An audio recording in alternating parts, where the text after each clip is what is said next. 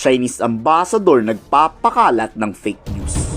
Missile launcher ng Amerika, kumpirmado, nasa Pilipinas na. Patay talaga ang mga Chinese Coast Guard. Ang ambassador nga, nagsisimula na daw ang China sa pagtatayo ng nature reserve sa Bajo de Masinloc. Ang Philippine Navy naglabas agad ng pagbabanta. Magkakagulo tayo niyan. Sabay pinasinungalingan ang fake news ng China. Wala daw anumang illegal na reklamasyon o pagtatambak ang China sa Scarborough Shoal o Bajo de Masinloc. Ang kinumpirma lang ni Navy spokesperson Trinidad ang illegal na presensya ng PLA Navy, Chinese Coast Guard at Chinese Maritime Militia. Nauna na ring pinagbantaan ni National Defense Secretary Gibo Teodoro na red line o magkakagera talaga pag nagtambak dyan ang China.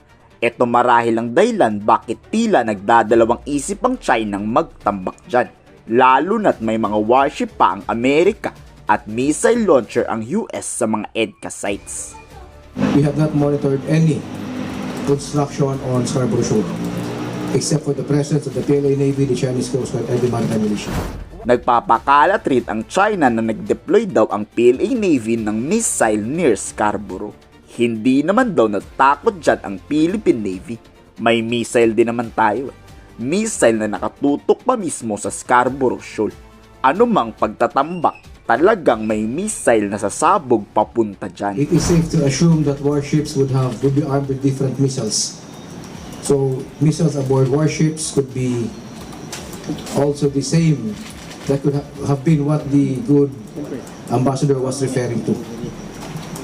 Not inside the shoal, but on board the ships.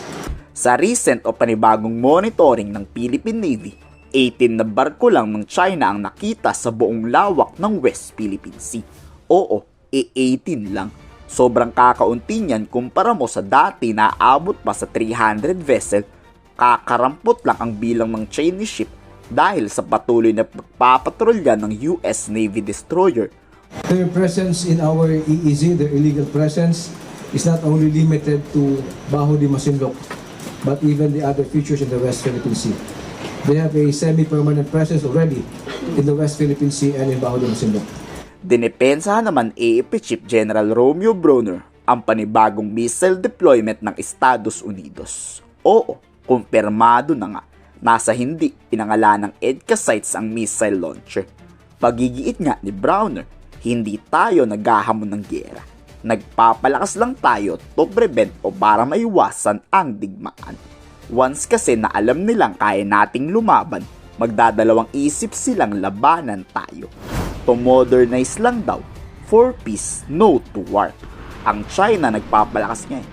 Siyempre tayo din kailangan nating magpalakas. Modernization is not a signal of aggression.